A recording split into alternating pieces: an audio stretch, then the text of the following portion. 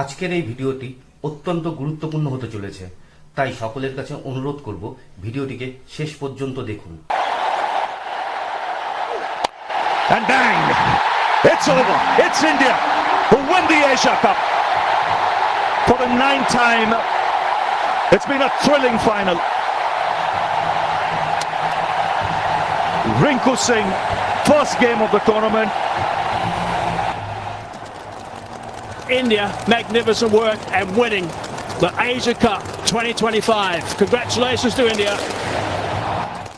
Asia cup champion হয়েছে ভারত 5 উইকেটে।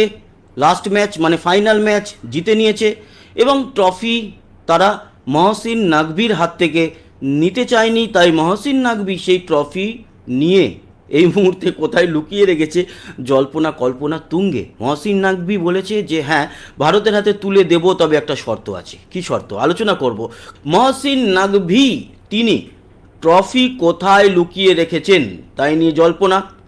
গতকালকে আমরা খবর পেয়েছিলাম যে সেই ট্রফি এবং মেডেলগুলো এসিসি মানে এশিয়ান ক্রিকেট কাউন্সিলের যে সদর দপ্তর রয়েছে, যা কিনা এই যে দুবাই ইন্টারন্যাশনাল স্টেডিয়াম যেখানে ফাইনাল হয়েছে তার থেকে 4 কিলোমিটার দূরে, এবং আইসিসি মানে ইন্টারন্যাশনাল ক্রিকেট কাউন্সিলের যে অফিস তার খুব কাছাকাছি এসিসির অফিস।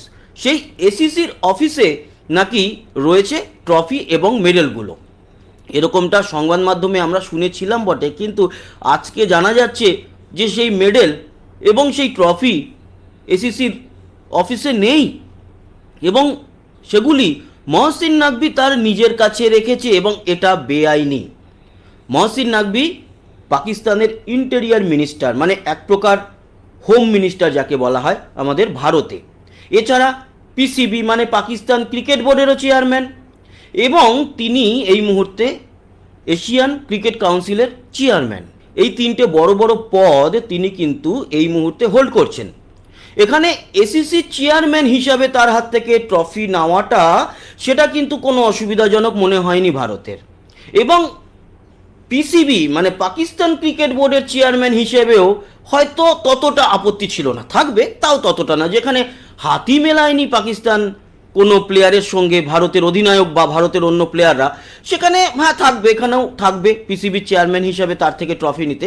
কিন্তু সব থেকে বড় যে সমস্যা সেটা হচ্ছে উনি যেই সময় ছিলেন ইন্টেরিয়ার মিনিস্টার বা এই মুহূর্তেও রয়েছে, সেই সময় কিন্তু এই পেহেলগাঁও হামলা, অপারেশন সিন্দুর এই সমস্ত কিছু ঘটেছে। তাই তাদের দেশের একজন রাজনৈতিক নেতা বা মন্ত্রীর থেকে ভারতের অধিনায়ক ট্রফি নিতে চাননি।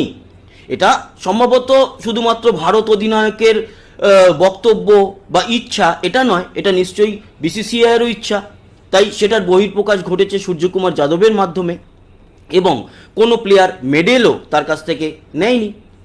কিন্তু তাই বলে এই নয় যে মেডেলগুলোকে সে না দিয়ে নিজের কাছে নিয়ে চলে যাবে বা ট্রফি না দিয়ে চলে যাবে। আরে তার থেকে নেয়নি, অন্যান্য আরও বোর্ডের চেয়ারম্যান ছিল, তাদেরকে দিয়ে দাও বা ট্রফি রেখে দাও। সূর্যকুমার যাদব এসে নিজে পিক করবে, মেডেল দিয়ে দাও অন্য কাউকে, তাদের হাত থেকে নিয়ে নেবে ভারতীয় প্লেয়াররা। ইনি করেছেন কি নিজের কাছে নিয়ে চলে গেছে, এই হচ্ছে জেদ এনার। আসলে এই জেদের কাছে তিনি যে কতটা হাস্যাস্পদ হয়ে গেছেন তিনি নিজেই বোঝেন না। ওই যে একটা কথা বলেছিলাম, পাকিস্তানিদের জীবনে কেউ কোনোদিন অপমান করতে পারবে না। কেন? তার কারণ হচ্ছে যাদের মান সম্মানই নেই তাদের আবার অপমান কিসের। এদের মুখে থুতু চেটালে বলেছিলাম না, এরা বলবে উপর সে আল্লাহ নে বারিশ দিয়া হ্যায়, বারিশ কা পানি হ্যায়। এই হচ্ছে গিয়ে এদের ভিতরকার অ্যাটিটিউড। এরা সবসময় একটি খেয়ালি দুনিয়ায় বেঁচে থাকে। এদেরকে বলা হবে যে আমরা ভারতের এই শেষ করে দিয়েছি, ওরা কোনো রকম কোনো ইতিহাস ঘাটবে না বা একেবারে অরিজিনাল যে সোর্স কিংবা ভিডিও সেগুলো না দেখেই তারাও কিন্তু পিছনে পিছনে দৌড়াবে, হ্যাঁ আমরা এই করে ফেলেছি, আমরা ওই করে ফেলেছি।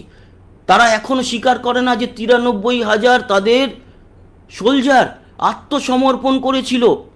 71-এ তারা যে যুদ্ধে হেরেছিল সেটা মানে না। তারা ভেবেছে বা তারা ভেবে নিচ্ছে ভিতর থেকে যে তারা জিতেছিল, অথচ তাদের মুখের উপরে কেউ যদি প্রশ্ন করে যে তাহলে তোমার দেশ ভাগ হয়ে গেল কেন, কেন বাংলাদেশের জন্ম হলো, কিচ্ছু বলতে পারবে না। এরা খেয়ালি দুনিয়ায় বেঁচে থাকে। সেরকমই মহসিন নাকভি ভেবেছে আমি খেয়ালি দুনিয়াতেই থাকবো, ওরা নেয়নি আমার হাত থেকে, তো আমিও দেবো না ট্রফি, নিজের কাছেই রেখে দেবো। কিন্তু ভারতকে এই ট্রফি দিতে হবে।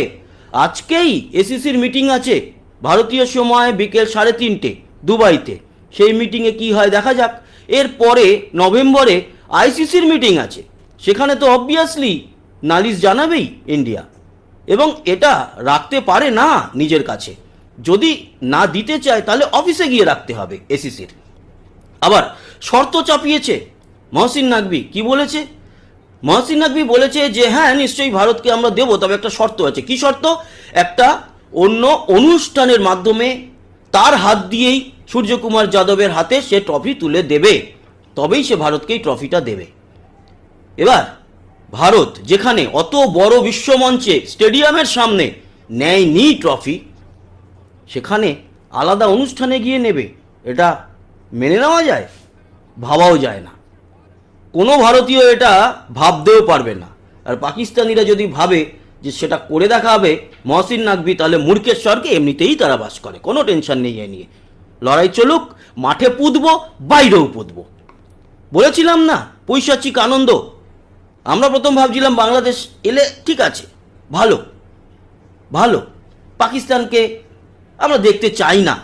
কিন্তু যখন জিতেছে বাংলাদেশের সঙ্গে এবং ফাইনালে এসেছে, তখন ভিতরে একটা পৈশাচিক আনন্দ আগে কোনো দিন হয়নি। একই টুর্নামেন্টে পরপর 3 বার মাঠে পোতার সেই সৌভাগ্য আমাদের হয়েছে।